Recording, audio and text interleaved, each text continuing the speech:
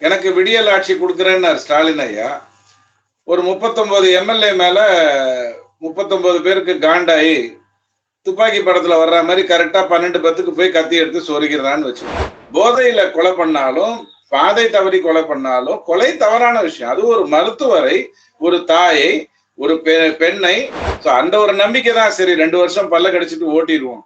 எப்படி எடப்பாடி என்டர்டெயின் பண்றதுக்கு அப்ப வந்து எதையாவது சொல்லிக்கிட்டு இருக்கிறாரு. அவர் தேர்தல் கரெக்டா வந்து போராட்டம் எல்லாம் நடத்துவாரு. மத்த நேரத்துல அமைதியா போய் இப்ப பணம் கொடுத்தா போறோம், பணம் கொடுக்கறவங்களாம் நல்லவன் ஆயிட்டதுனால. டிஎன் டாக்ஸ் நேயர்கள் அனைவருக்கும் வணக்கம். நிறைய விஷயங்கள் தமிழ்நாட்டுல வந்து பரபரப்பா நடந்துருக்கு. உதாரணத்துக்கு வந்து பாத்தீங்கன்னா, கிண்டியில அந்த மருத்துவர் மீது நடந்த கத்தி குத்து அப்படின்றது சட்டம் ஒழுங்கையே உலுக்கி பார்த்திருக்கு அப்படின்னு தான் சொல்லணும். அது ஒரு பக்கம் இருந்தாலும் அரசியல் ரீதியாகவும் அண்ணாமலை அவர்களுடைய வருகை அப்படின்றது எந்த விதத்துல சேஞ்சஸ் நடத்தும் அப்படின்றது பரபரப்பு இருக்கு. எப்பவுமே அண்ணாமலைக்கு எதிராக சீண்டி கொண்டிருக்கும் எஸ் வி சேகர் அவர்களும் மேலும் சீண்டும் விதமாக ஒட்டுமொத்த பாஜகவையே சீண்டும் விதமாக நடந்து கொண்டிருக்கிறார். அண்ட் வெற்றிகரமாக திராவிட மாடலை காப்பி அடித்து மகாராஷ்டிராவில் பாஜக வென்று விடுமா அப்படின்றது தேசிய லெவல்ல டாபிக்கா இருக்கு.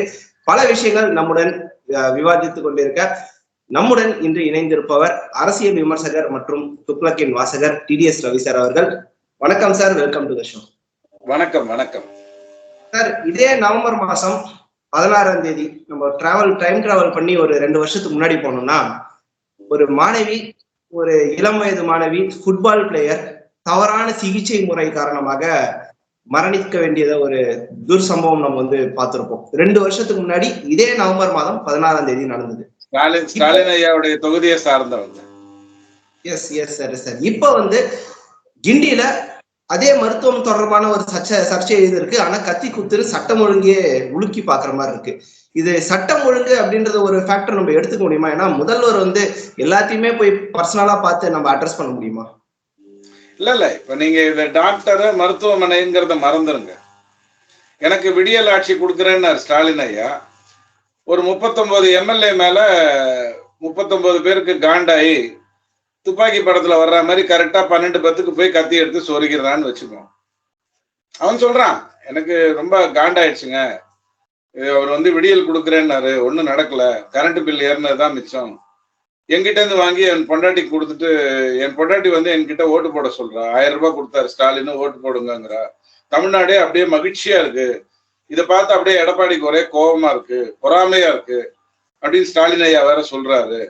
அதனால நாங்க ஒரு 39 பேர் என்ன பண்ணோம், கரெக்டா 12-10க்கு போனோம், எம்எல்ஏ சொருகிட்டோம் அப்படின்னு சொல்றாங்கன்னு வச்சுப்போம். இதே மாதிரி பேசுவீங்களா? காண்டாயிட்டா கத்தி எடுத்து சொருகிடுவீங்களா? ஒரு மருத்துவருங்கிறது வந்து மருத்துவரோ இன்ஜினியரோ அவர்கள் எல்லாமே கிரியேட்டர்ஸ், ஒன்றை உருவாக்கக்கூடியவர்கள், ஒரு நிலையிலிருந்து உங்களை காப்பாற்றக்கூடியவர். உங்களை போய் ஒருத்தன் கத்தி எடுத்து குத்துறான், கேட்டா மன உளைச்சல் அதனால பண்ணிட்டான் அப்படின்னு சொன்னா, எனக்கு இல்லையா மன உளைச்சல்? எம்எல்ஏ மேல, என் கவுன்சிலர் மேலேயே எனக்கு மன உளைச்சல் பயங்கரமா இருக்குது. என்ன, எனக்கு அந்த கவுன்சிலர் யாருன்னு கூட தெரியாது. ஏதாவது ஒரு மச்சு வீடு பார்த்தேன்னா, ஓ இது கவுன்சிலர் வீடாதான் இருக்கும்னு நான் நினைச்சுக்கிறேன். அந்த அளவுக்கு எனக்கு கடுப்பா இருக்கு. அப்ப நான் போயிட்டு யாருக்கெல்லாம் எனக்கு மன உளைச்சல் இருக்கோ அத்தனை பேரையும் நான் போய் கொண்டு விட்டு வந்துடலாமா? என்ன பேச்சு இதெல்லாம்? ஒரு சட்ட ஒழுங்கு பிரச்சனைனா சட்ட ஒழுங்கு பிரச்சனையா தான் பார்க்கணுமே ஒழிய, இப்ப நாளைக்கு ஜட்ஜ் எல்லாம் தீர்ப்பு கொடுக்குறாங்க, அதனால ஒருத்தருக்கு மன உளைச்சல் ஆகி போச்சு, ஜட்ஜ் எப்படி தீர்ப்பு கொடுப்பாங்க? என்ன சாட்சி இருக்கோ அதை வச்சுதான் தீர்ப்பு கொடுப்பாங்க. நியாய தர்மம் பார்த்து தீர்ப்பு கொடுக்கறதுக்கு சட்டம் அலோவ் பண்ணுமா? இது வேண்டும். வீரபாண்டி ஆறுமுகம் வந்து என்னுடைய நிலத்தை பறிச்சுட்டு போயிடுவாரு, நான் போயிட்டு அங்க போய் பட்டா கொடுத்தேன்னா செல்லுபடி ஆகாது, என் நிலம் போயிடும். உடனே ஜட்ஜி வந்து இந்த நிலம் வந்து வீரபாண்டி ஆறுமுகம், ஒரு உதாரணத்துக்காக சொல்றேன், அவர் சேலத்துக்காக நிறைய உழைத்திருக்காரு, அதெல்லாம் வேற விஷயம். 13 குறுநில மன்னர்கள் ஒருத்தரா இருந்தாரு, அது வேற விஷயம், அதெல்லாம் விட்டுருங்க.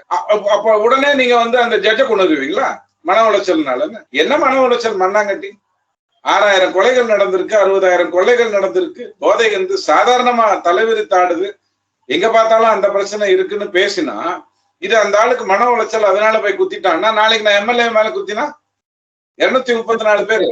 போதையில் நடந்த ஒரு தவறு அப்படின்ற மாதிரி வருது. இன்ஃபேக்ட் ஸ்டார்டிங்ல வந்து மா சுப்பிரமணியம் சார் அவர்களே வந்து முன்னுக்கு பின் முரணான தகவல்கள் தெரிவித்தாரோன்ற மாதிரி சந்தேகமா இருந்துச்சு. ஏன்னா வட மாநில இளைஞர்கள் அப்படின்ற மாதிரி எல்லாம் சில தகவல்கள் எல்லாம் பகிரப்பட்டது. சோ கம்யூனிகேஷன் கேப் இருக்குன்னு நினைக்கிறீங்களா மிஷினரிக்குள்ளேயே? உறுதியா இருக்கு. கம்யூனிஸ்ட் சகோதரர் சாட்டர்ஜியோடைய அப்பா தான் இந்து மகா சபாவை தொடங்கினாரு. அதுலதான் கோட்சே இருந்தாரு. கோட்சேக்கு ஒரு மன உளைச்சல், காந்தியை சுட்டுட்டார். உங்களுக்கு நீங்க RSS கொலை அது இதுன்னு எதை வேணாலும் திசை திருப்பிக்கோங்க. ஆனா எனக்கு தெரியும் சோம்நாத் சாட்டர்ஜியோட அப்பா தான் இந்து மகா சபாவை கொண்டு வந்தாரு. அவர்கிட்ட தான் கோட்சே இருந்தாரு, கொன்னுட்டாரு. நான் நியாயப்படுத்தட்டுமா? கோட்சேக்கு மன உளைச்சல் சொல்லுவீங்க போல சோம்நாத் சாட்டர்ஜிக்கும் அதுலயும் இருக்கு தொடர்பு இருக்குன்னு சொல்லிருக்கீங்க போல இருக்கீங்க. அப்பா பையனுக்கான தொடர்பு தான் அவங்களுக்கு. இவர் கம்யூனிஸ்டத்தினுடைய முக்கிய தலைவர் தானே. அவங்க அப்பா தான் இந்த இந்து மகா சபா தொடங்கினாரு. கோட்சே அதுல உறுப்பினரா இருக்கும்போது தான் இந்த வேலைகள் எல்லாம் செய்தாருங்கிறது தான் எனக்கு தெரிஞ்ச நியாயம். அப்ப காந்தியை மன உளைச்சல்னால கோட்சே கொன்னுட்டாரு அப்படின்னு நான் சொல்லிட்டா கம்யூனிஸ்ட் சகோதரர்கள் ஒத்துண்டு போயிடுவாங்களா? கொலை என்பது அராஜகமான ஒரு விஷயம். போதையில கொலை பண்ணாலும், பாதை தவறி கொலை பண்ணாலும் கொலை தவறான விஷயம். அது ஒரு மருத்துவரை, ஒரு தாயை, ஒரு பெண்ணை, ஒரு உருவாக்குகின்ற சக்தி உடையவர்களை, இறைவன் படத்தை யாரை கொலை செஞ்சாலும் தப்பு. இவங்களெல்லாம் இன்னும் ஸ்பெஷல் கேட்டகரி. ஒரு கமாண்டோவை கொலை பண்ணாலே அது சொந்த தகராறு. ஒரு மிலிட்டரி மேனை கொலை செய்தால் அது சொந்த தகராறு. அப்ப நீங்க என்ன உட்கார்ந்துட்டு போஸ்ட் ஆபீஸ்ல இந்த இதெல்லாம் அந்த தெருவுக்கு கொண்டு போயிடு, இதெல்லாம் இந்த தெருவுக்கு கொண்டு போயிடுன்னு ஷார்ட் பாக்ஸ் வச்சு பண்ணுவாங்களே, அந்த மாதிரி நீங்க உட்கார்ந்து ஷார்ட் பாக்ஸ் வச்சு கொடுப்பீங்களா? அவரு சுப்பிரமணியம் ஐயா பயங்கரமா விசாரிப்பார். ஒரு ஆஸ்பத்திரியில ஒரு முஸ்லிம் பெண்ணுக்கு அநீதி நடந்துருச்சு. அவர் சொல்றாரு, அந்த பையனுக்கு ஏற்கனவே பிரச்சனை இருந்ததுங்க. அப்ப ஏற்கனவே பிரச்சனை இருந்தவங்க ஹாஸ்பிட்டலுக்கு வரக்கூடாதா? நேற்றுக்கு வந்தவன் தான் வரணுமா ஹாஸ்பிட்டலுக்கு?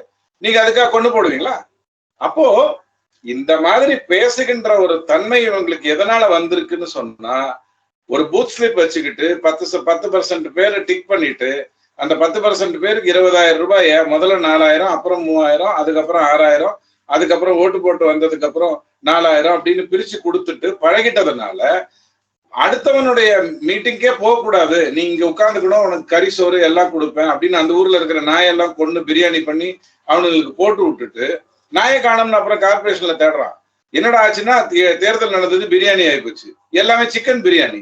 அப்போ இப்ப இந்த மாதிரி ஜெயிச்சிடுறாங்க இல்லையா? அந்த ஜெயிச்ச கொழுப்புல இவங்களுக்கு இதெல்லாம் பேச தோணுது. எனக்கு இருக்கிற ஒரே ஒரு நம்பிக்கை, இறை நம்பிக்கை என்னன்னா 2026ஓட முடிஞ்சு போச்சு. அவங்க இது வரைக்கும் 5 வருடம் ஒரு நாள் ஆட்சியில இருந்தது இல்ல. பிஜேபி அப்படி கிடையாது. ஒரு இடத்துக்கு போச்சுன்னா 10 வருஷம், 13 வருஷம், 23 வருஷம், 27 வருஷம்னு அங்க மக்களா செயல்படுமே ஒழி. இவங்கள மாதிரி 5 வருடத்துக்கு காலியா இருக்கு கட்சி இல்ல அது. சோ அந்த ஒரு நம்பிக்கை தான். சரி 2 வருஷம் பல்ல கடிச்சிட்டு ஓட்டிடுவோம். எப்படி எடப்பாடி என்டர்டெயின் பண்றதுக்கு அப்ப எதையாவது சொல்லிக்கிட்டு இருக்கிறாரு. அவர் தேர்தல் கரெக்டா போராட்டம் எல்லாம் நடத்துவாரு. மத்த நேரத்துலாம் அமைதியா போய் விவசாயம் பார்த்துட்டு இருப்பாரு. அப்படின்ற ஒரு நம்பிக்கை தான். விஜய் வந்திருக்கிறதுல ஒரு நம்பிக்கை தான். அண்ணாமலை ஐயா வரப்போறாரு திரும்ப. இவ்வளவு நாளா அண்ணாமலையால தான் கட்சி வந்ததா? அன்னைக்கே நாங்க 20% வாங்கினோம், அப்போவே 11% வாங்கினோம். நாங்க தான் முதல்ல ஓட்டு டப்பாவே கண்டுபிடிச்சோம். இப்படி பேசிட்டு இருந்தவங்களுக்கு எல்லாருக்கும் அவர் திரும்பி வராரு, பதில் சொல்ல போறாருங்கிற ஒரு நம்பிக்கை தான். ஆனால் நாடு மிக அற்புதமா GDP growthல 6.7%, இன்ஃபிளேஷனை பொறுத்த வரைக்கும் 5.5% அப்படின்னு சொல்லி அற்புதமா போயிட்டு இருக்கு. ஃபாரெக்ஸோட ரிசர்வ்ஸ் 685 அப்படிங்கிற அடிப்படையில ஜிஎஸ்டி கரெக்ஷன் 1873. நேரு, இந்திரா காந்தி, ராஜீவ் காந்தி அத்தனை பேரும் சேர்ந்து 10 வருஷத்துல கலெக்ட் பண்ணாத டாக்ஸ ஒரே வருஷம் தட்டி எறிகிறேன் பாரு அப்படின்ட்டு ஜிஎஸ்டில கலெக்ஷன். அதுலதான் வியாபாரிகளுக்கு காண்டு. அந்த காண்டுனால ஜிஎஸ்டி மேல பழிய போட்டுட்டு பண்றது. இந்த கதையெல்லாம் நம்ம பார்த்துக்கிட்டு தான் இருக்கோம். நாடு சுபிட்சமா போயிட்டு இருக்கு. அதனுடைய அமிர்த் கால்ல நல்லா போயிட்டு இருக்கு. பாதுகாப்பை பொறுத்த வரைக்கும் மருத்துவமனையா இருக்கட்டும், எங்கேயா இருக்கட்டும், யாராக இருக்கட்டும், கொலை செய்வது என்பது முட்டாள்தனம். திமுக ஆட்சியில இருந்தா கொலை செய்தா தப்பிச்சிடலாங்கிற ஒரு எண்ணம் வந்துருச்சுன்னு வச்சுக்கோங்க. நான் ஈஸியா அதை பண்ணுவேன், ஜாலியா அதை பண்ணுவேன். அதுவும் நம்ம TR பாலு ஐயா கொடுக்குற சரக்கு அடிச்சான்னு வச்சுக்கோங்களேன், பென்சிலை வச்சே கொலை பண்ணிடலாம். அப்படி ஒரு வீரியம் வெறும் ஊக்கெடுக்காத சீவாத பென்சில் வச்சே சரக்குன்னு குத்திடலாம். அந்த மாதிரி பயங்கரமான சரக்குன்னு சொல்றாங்க. இல்ல, ஒருவேளை அண்ணாமலை அவர்கள் இங்க இருந்திருந்தா இதுக்கான ரியாக்ஷன் ஸ்ட்ராங்கா இருந்திருக்கும்னு நினைக்கிறீங்களா? ஏன்னா எடப்பாடி அவர்களாகட்டும், இல்ல புதிதாக வந்த விஜய் அவர்களாகட்டும் இது வீரியமா கொண்டு போலன்னு நினைக்கிறீங்களா இந்த இஷ்யூவை? இல்லைங்க. பிஜேபி அப்படிங்கிற ஒரு கட்சியை பொறுத்த வரைக்கும் அந்த கட்சிக்குன்னு என்ன பேசணும், எது பேசணும், யார் பேசணுங்கிறதுக்கெல்லாம் வழிமுறைகள் இருக்கு. நாம தேவையில்லாம சேகர் பாபு ஐயா தாமரையை மலராது என்று சொன்னால் நான் தாமரை மலரும் என்று அதுக்கெல்லாம் மீட்டிங் போட்டு அதுக்கு ஒரு 10 பேரை கூப்பிட்டு அவங்களுக்கு கவரை கொடுத்து பிரியாணியை கொடுத்து இந்த கேவலமான விஷயங்கள்லாம் பிஜேபி பண்ணார். அதை பொறுத்த வரைக்கும் அது எதுக்கு பதில் சொல்லணுமோ, இப்ப அவர் உடனே பதில் சொல்லிட்டாருன்னா என்ன பண்ணுவீங்க? சேகர் பாபு நான் ஆகாய தாமரை தான் வரக்கூடாது என்று சொன்னேன், குளத்தில் ஆகாய தாமரை வராது இருப்பது நல்லது தானே அப்படின்ட்டாருன்னா எங்க மூஞ்சி வச்சுப்பீங்க? ஏன்னா அவங்களுக்கு பேச தெரியும், அண்ணாதுரை காலத்துல இருந்து அவங்களுக்கு பேச தெரியும். சோ ஏதோ ஒண்ணு வளரிட்டாரு அல்லது பேசிட்டாரு, உடனே அதை வச்சுட்டு மீட்டிங் நடத்துறதுக்கெல்லாம் இங்க வேலை இல்லை. நாட்டில் நடக்கின்ற மோசமான விஷயங்களுக்கு உடனே ஒரு மீட்டிங் நடக்கும். இப்போ அமரன் பத்தி பேசும்போது எப்படி 2Gல வந்து 1,76,000 கோடி நஷ்டம் நடந்ததாங்கிற விவாதமே தப்பு. 2Gயை பற்றி நீங்கள் விவாதிக்க வேண்டும் என்று சொன்னா ஒரு 10 பேருக்கு ஒரு நேரத்தை சொல்லி அதுக்குள்ள 35 லட்சம் வாட்டவர் ஒரு டிடியை கொண்டு வரணும்னு சொல்லி ஃபர்ஸ்ட் இன் ஃபர்ஸ்ட் சர்வ்ங்கிற பேர்ல அவங்களுக்கு கொடுத்ததுதான் தவறு. மற்றதெல்லாம் அதனால ஏற்பட்ட விஷயங்கள். அதுதான் நம்ம எப்போதும் புரிஞ்சுக்கணும். அதே மாதிரியே இந்த இது ஒரு தவறு வந்து அமரன் படம் எடுத்துக்கிட்டீங்க அப்படின்னு சொன்னா, அமரன் படத்துல என்னுடைய பிரச்சனை வந்து நீ அவரை பிராமணன்னு காட்டாம போ. நீ ஒரு RR-44 பத்தி பேசுற, காஷ்மீரை பற்றி பேசல. RR-44 பொறுத்த வரைக்கும் ஜெய் பஜ்ரங் தளின்னு தான் சொல்லுவாங்க. அங்க இஸ்லாம் சகோதரர்கள் இருந்தாங்க, இந்து சகோதரர்கள் இருந்தாங்க. அங்க நடந்தது வந்து ஒரு ஜிகாதிகளுக்கான ஒரு யுத்தம். அதை வந்து இந்த முகுந்த் இப்படி பண்ணார், அவ்வளவுதான் எனக்கான கதை. நான் பார்த்துட்டு அன்னைக்கு திரைப்படம் பார்த்த உடனே எனக்கு அதுல பிராமணன் அப்படின்னு அவருக்கு சொல்லப்படாத வருத்தம் எனக்கு இருந்தாலும் இந்த திரைப்படம் எல்லாரும் பார்க்கணும் அப்படின்னு தான் நம்ம சொல்றோம். இதுதான் நாம. ஆனா எனக்கு அந்த டைரக்டர் கிட்ட ஒரு கேள்வி இருக்கு, அது ரொம்ப முக்கியம். ஐயா அவங்க அப்பா வந்து உங்ககிட்ட சொன்னாரு முகுந்தே இல்ல, அவர் வந்து அப்துல் ரஹ்மான் அப்படின்னு தான் தன்னை கூப்பிட்டுப்பாரு, அதனால அவருக்கு தொப்பியை போட்டுருங்கோ, முடிஞ்சா ஒரு சால்வையை வேற போட்டு விட்டுருங்கோன்னு அவங்க அப்பா சொன்னாரு, அதனால நீ எடுத்துட்ட, சந்தோஷம்.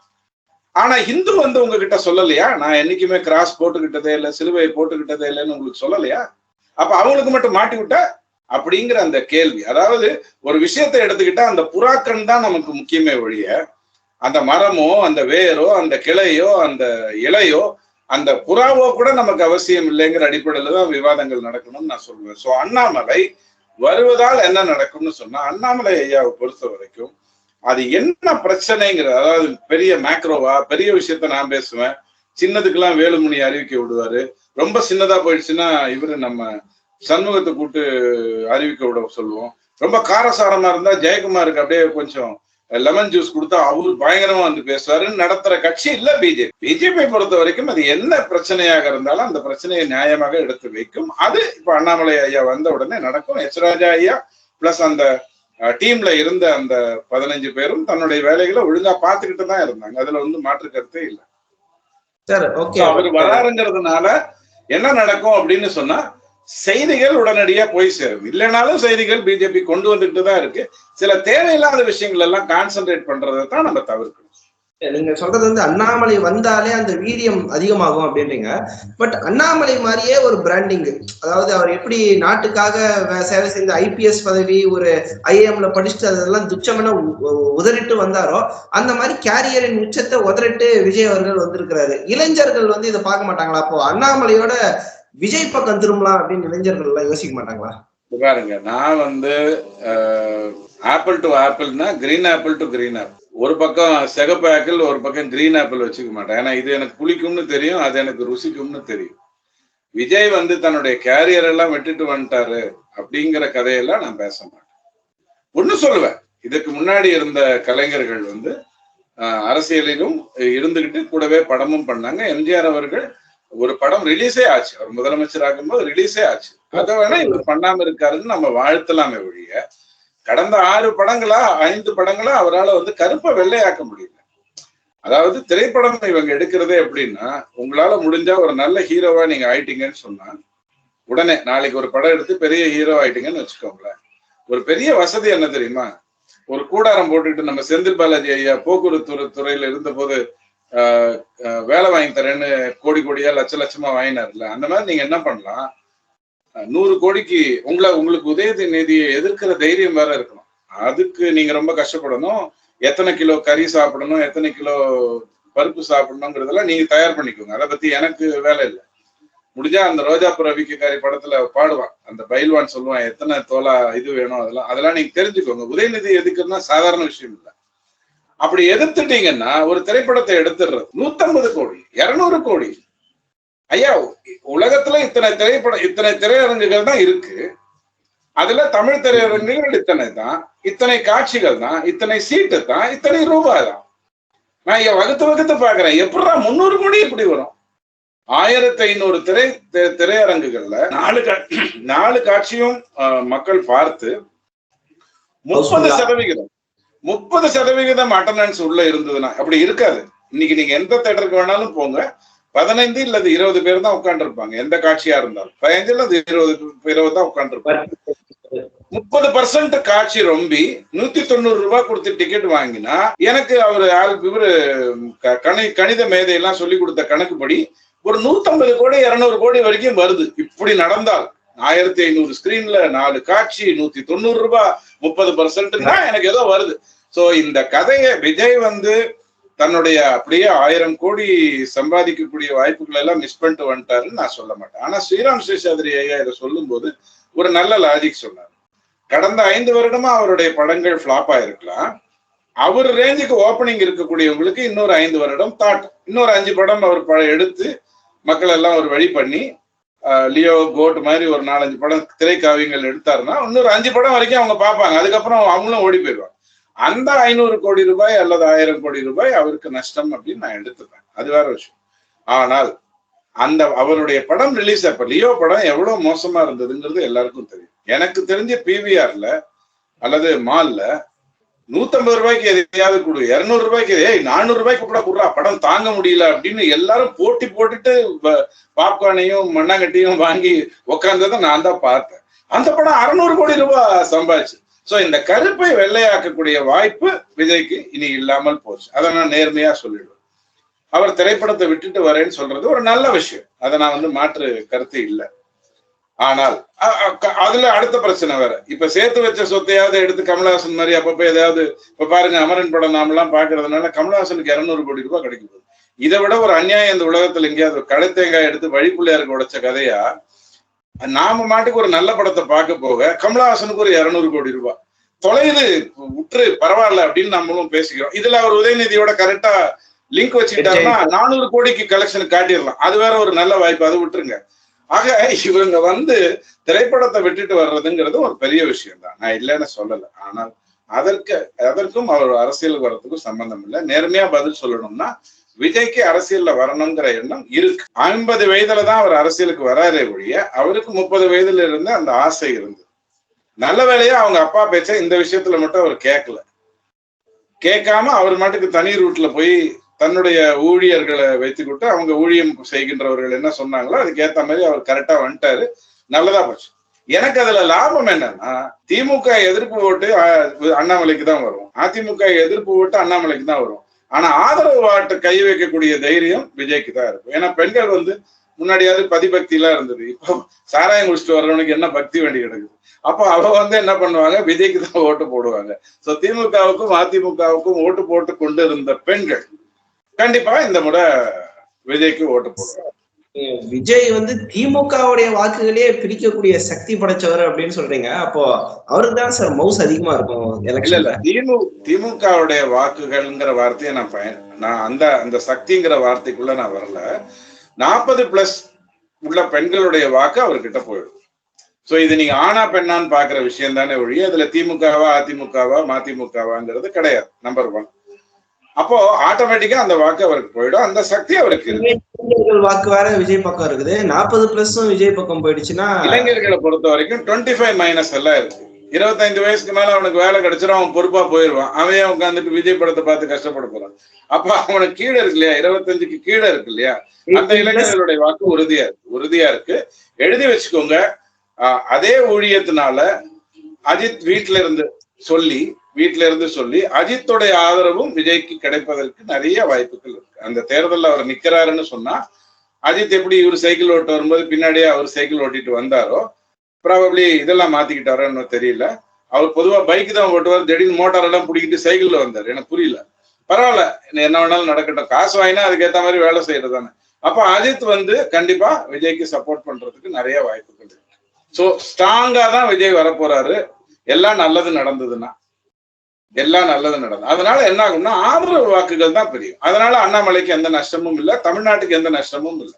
60க்குள்ள இவங்க எல்லாரும் பிச்சு பெதறி சின்ன பின்னப்படுத்திக்கிட்டா கூட, சந்தில சீமான் ஒரு 8% வாக்கிட்டு போயிட்டாருன்னா மீதி 40 தெளிவா ஓட்டு போட்டாலே நமக்கு போதும். இல்ல நீங்க என்ன சொல்றீங்கன்னா, இப்ப திமுக வந்து எப்படியும் திமுக ஆதரவு வாக்கு ஒரு பக்கம் பிரிஞ்சு போகுது, பிளஸ் திமுகவே 5 வருஷத்துக்கு மேல 5 வருஷம் ஒரு நாள் இருந்தது இல்லைன்னு வரலாறுலாம் சொன்னீங்க. ஆனா மக்கள் கிட்ட திமுக நல்லா ரீச் தானே இருக்காங்க. எப்படின்னா திமுகவோட தேர்தல் அறிக்கை இதெல்லாம் பாஜக காப்பிடிச்சு மகாராஷ்டிரா ஜெயிக்கணும்னு அவங்க நினைக்கிறாங்களே, அந்த அளவு மக்கள் கிட்ட ரீச் தானே இருக்கு. இல்ல இது வந்து மக்கள் அப்படி நினைக்கலாம், மக்கள் அப்படி நினைக்க கூடாது.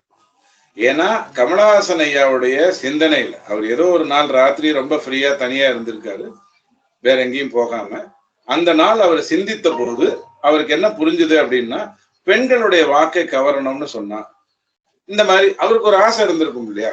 குடும்பம்னா அவர் மல்லிகைப்பூ வாங்கி கொடுக்கறது, அல்வா வாங்கி கொடுக்கறதுங்கிறதெல்லாம் அவர் பாவம் அதெல்லாம் இல்லாம சிரமப்பட்டதுனால அவர் யோசிச்சார், ஒரு 1000 ரூபாயாவது நீங்க கொடுக்கணும்னு அவரு தான் கொளுத்தி போட்டார்.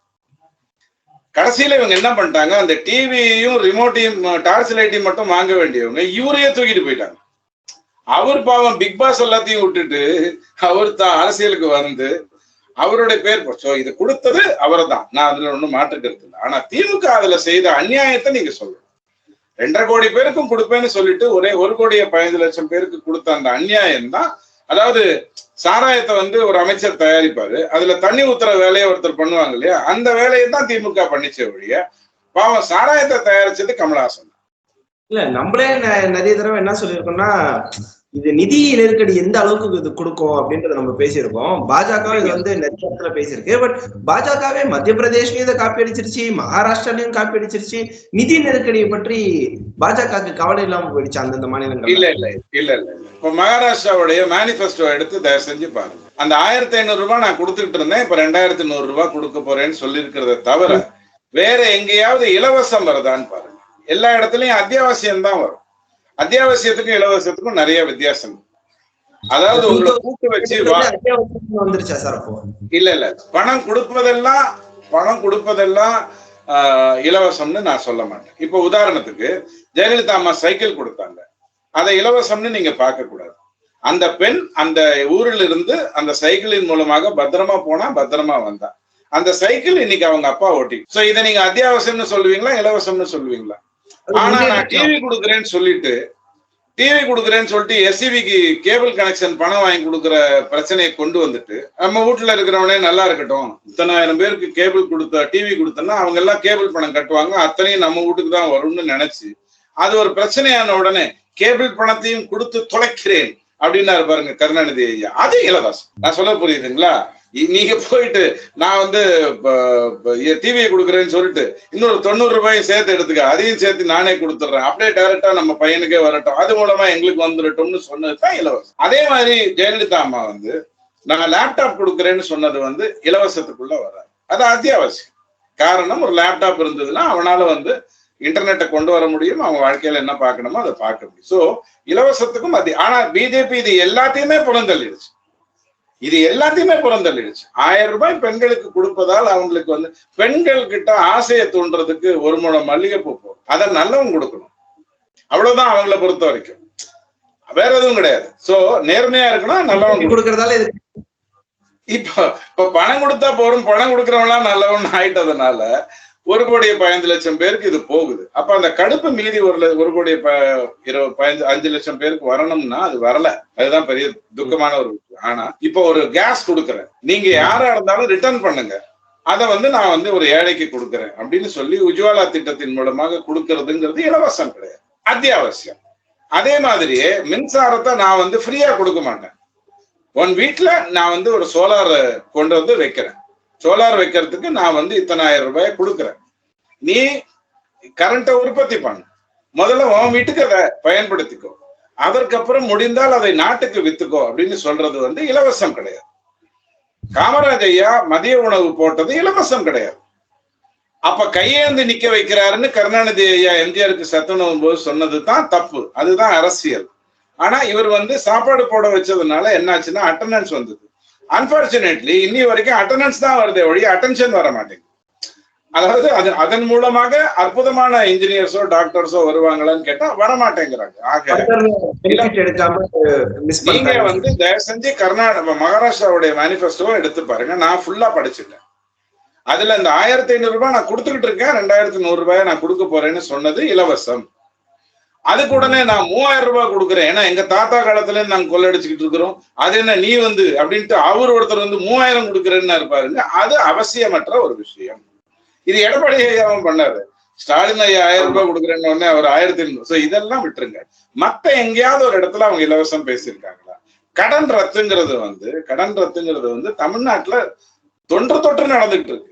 இப்போ ஜனவரி 14ஆம் தேதி பொங்கல் வருமோ வராதோ, காவேரியில தண்ணி வருமோ வராதோ, ஆனா நிவாரண இது வந்துடும்ங்கிறது வந்து ஒரு சாதாரணமான விஷயம். அது ஒரு விவசாயிக்கு போய் சேருதுன்னு நம்ம நம்புறோம். அதோட முடிஞ்சிச்சு. பஞ்சாபா இருந்ததுன்னா இடைத்தரகர்களுக்கு தான் போய் சேரும், விவசாயிகளுக்கு போய் சேராது. அந்த வித்தியாசத்தை நம்ம புரிஞ்சுக்கணும். சோ நான் வந்து திமுகவுடைய சிஸ்டத்தை பிஜேபி காப்பி அடிச்சதுன்னு எப்போதுமே சொல்ல மாட்டேன். சொல்ல போனா நடக்கிற ஒரே ஒரு துர்பாக்கியம் என்னன்னா, அவருக்கும் காலை எனக்கும் காலை, அவருக்கும் மதியம் எனக்கும் மதியம்னு இயற்கை கொடுத்த ஒற்றுமைகள் வேணா இருக்குமே ஒழிய வேற எங்கேயுமே ஒற்றுமைகள் இருக்கவே கூடாது. அவர் வந்து கிறிஸ்துவ கேலண்டரை தான் வைத்துக் கொண்டிருக்க வேண்டும், நாம வந்து பஞ்சாங்கத்தை தான் வைத்துக் கொண்டிருக்க வேண்டும். அதுல எந்த மாற்று கருத்தும் சார். பட் ஓகே, ஃபைனலா ஒரே ஒரு வைல்டு கெஸ்ஸா அவங்க கிட்ட வந்து விடுறேன். ஏன்னா நீங்க உஜ்வாலா ஸ்கீம் பத்தி நீங்க சொன்னதால, அந்த உஜ்வாலா ஸ்கீமோட ஒரு பிரெயின் சைல்டா இருந்த தர்மேந்திர பிரதான் அவர்கள் அண்ட் ஹரியானாலையும் அவர் தான் பொறுப்பாளராக இருந்தார். சோ இப்போ வந்து ஜே.பி. நட்டா அவர்களுக்கு தேசிய தலைவர் பதவி நீடிக்க போவதில்லை அமைச்சராயிட்டதால. சோ அந்த தர்மேந்திர பிரதான் வரதுக்கு வாய்ப்பு இருக்கா, இல்ல அனுராக் தாக்கூர் வரதுக்கு வாய்ப்பு இருக்கா, இல்ல சர்ப்ரைசிங்கா பிஜேபிக்கே உரித்தான அந்த சர்ப்ரைஸ் ஃபேக்டர் வரதுக்கு வாய்ப்பு? ஒரு வைல்டு கெஸ்ஸா அப்படி இல்ல. பொதுவா ஆண்டவனை பத்தி சொல்லும் போது, இறைவனை பத்தி சொல்லும் போது, அடுத்த வினாடி தரக்கூடிய ஆச்சரியங்களுக்கு காத்திருங்கன்னு சொல்லு. ஆண்டவன் என்ன அடுத்த வினாடி என்ன சொல்லுவான்னு சொல்ல முடியாது. மார்ச் 22ஆம் தேதி 2020க்கு முன்னாடி நான் உங்ககிட்ட வந்து உலகத்துல ஒரு கிருமி வரும், அந்த கிருமியின் மூலமாக எல்லாரும் சாவதற்கான வாய்ப்புகளோட இருப்போம், நாங்கெல்லாம் அந்த காலத்துல இருந்து அதுக்குதான் வீட்டுல வந்து கால் அலம்பிட்டு வான்னு சொன்னோம். நாங்கெல்லாம் அந்த காலத்துல அப்போதான் வந்து மூஞ்சி இப்படி தொடச்சிக்க மாட்டோம், இப்படிதான் தொடச்சுப்போம். நீங்க கிராமத்துல போய் பாருங்க, அவன் முகத்தை இப்படித்தான் தொடச்சுப்பான், இப்படி எப்படியுமே தொடக்க மாட்டான். சோ நாங்க தொன்று தொற்று நல்லா இருந்தோம். ஆனால் ஒரு நாட்டில் இருந்து இந்த மாதிரி ஒரு கிருமி வரும், அதன் மூலமா எல்லாரும் கஷ்டப்படுவாங்க அப்படின்னு சொல்லியிருந்தா யாரும் நம்பி இருக்க மாட்டோம்.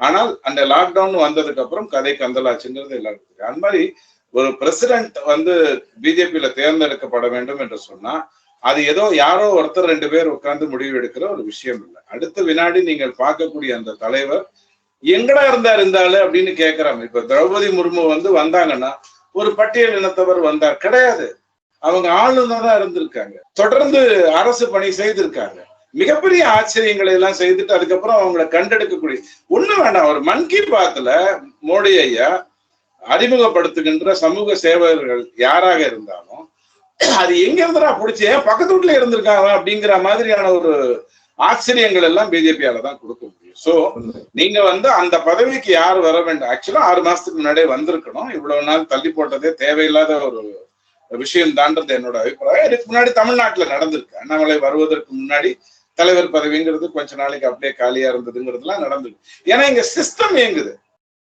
ஒரு சிஸ்டம் இயங்குற இடத்துல நீங்க வந்து மஞ்சளை வச்சோ குங்குமம், அதாவது தினமும் ஆத்துல குளிக்கிறவன் திருநீரிட்டு கொண்டாதான் அவன் குளிச்சான்னு அர்த்தம் கிடையாது. ஆனா அவன் திருநீரிட்டு கொள்வதுங்கிறது வந்து அவன் யாரு, அவன் சித்தாந்தம் என்னங்கிறத எல்லாருக்கும் சொல்றதுக்காக.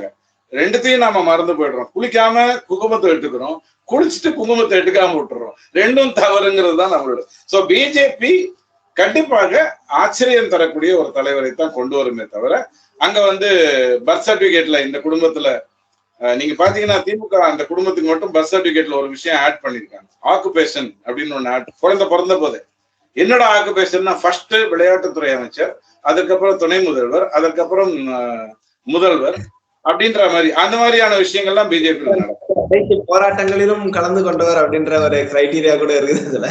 ஆமா ஆமா, அப்ப அவங்களுக்கு இவங்களே மார்க் போட்டுப்பாங்க. அது துக்ளக் அழகா சொல்லிச்சு. ஸ்டாலினுக்கு எழுத வேண்டிய பேப்பரை தயாரிச்சது உதயநிதி, உதயநிதி எழுத வேண்டிய பேப்பரை தயாரிச்சது ஸ்டாலின். 2 பேரும் கொஸ்டின் தயாரிச்சவங்க. அதனால மார்க்கும் சேர்ந்து 200க்கு 200 போடுங்க. இப்போ பிரச்சனை எவன் விட்டு சொத்து போய் வச்சுக்க. சார் உண்மையிலே ரொம்ப ஒரு ஜாலியான கான்வர்சேஷனா போச்சு. நம்ம 1/2 மணி நேரம் பேசியிருக்கோம். பேசினதே வந்து போனதே தெரியல அப்படின்னு தான் சொல்லணும். அத்தனையும் ரொம்ப கஷ்டத்தோட வள்ளுவன் சொன்ன இடுக்கன் வருங்கால் நகைங்கிற அடிப்படையில தான் சொல்லப்பட்டதை ஒழிய உள்ள குமிஞ்சிட்டு இருக்கிற அந்த வேதனையும் கொழுப்பும் அது கடுப்பும் நெருப்பும் தாங்க முடியல. எதையாவது பண்ணி தோடா ஆண்டவான்னு கேட்க வேண்டிய அவசியம் இருக்கு. எனக்கு 100% புரியுது சார். ஏன்னா நீங்க பேசின அந்த லைன்ஸே வந்து சோ சார் வந்து எப்படி அந்த வாழைப்பழத்துக்குள்ள ஊசி ஏத்துறது அப்படின்னு சொல்லுவாங்களோ, ஆனா அந்த ஊசியோட வீரியம் பயங்கரமா இருக்கும். இந்த வீரியம் எல்லாருக்கும் கொண்டு போய் சேரும் அப்படின்னு தான் நான் நம்புறேன். நேர்களே பல விஷயம் நம்ம பேசியிருந்தோம் ரவி சார் அவர்கள் கூட. சட்டம் ஒழுங்கு பிரச்சனையில் ஆரம்பித்து அந்த சட்டம் ஒழுங்கு அப்படின்றது வந்து சாதாரணமா ஒவ்வொருத்தரும் கோவப்பட்டா அது ஆகாது அப்படின்றது வந்து ரொம்ப ப்ராப்பரா ஒரு நம்மளுக்கு புரிகிற மாதிரி சொல்லியிருந்தாரு. அண்ட் அதே சமயம் அரசியலை பொறுத்த வரைக்கும் அண்ணாமலை அவர்கள் வரும்போது விஜய் பக்கம் கூடாரம் எதுவும் நகராது, இளைஞர்கள் வேண்டுமானாலும் நகரலாம், ஆனால் அது திமுகவுக்கு தான் ஆபத்தாக்க முடியும். அண்ட் அதே சமயம் நாடு சுபிக்ஷமாக இருக்கிறது, மோடி அவர்களுடைய மேஜிக் மகாராஷ்டிராலே ஒர்க் ஆகும். அண்ட் திமுக கொடுத்த வாக்குறுதிக்கும் பாஜக கொடுத்த வாக்குறுதிக்கும் இருக்கிற வித்தியாசம் அண்ட் உண்மையான கிரெடிட் போக வேண்டிய கமல்ஹாசன் அவர்களே அறிவாலயத்தில் இருக்கிறார் அப்படின்ற சோகத்தையும் பல விஷயங்களை அவருக்கே உரித்தான பாணியில சர்காஸ்டிக்கா நம்மளுக்கும் என்ஜாய் பண்ற அளவுக்கு நேரம் போனதே தெரியாத அளவுக்கு சொன்னாரு. ரொம்ப தேங்க்ஸ் சார். நிச்சயமாக நிறைய வீடியோ உங்க கூட பண்ணணும்னு தான் நினைக்கிறேன். மீண்டும் இன்னொரு வீடியோவை சந்திப்போம் சார். நன்றி, வணக்கம்.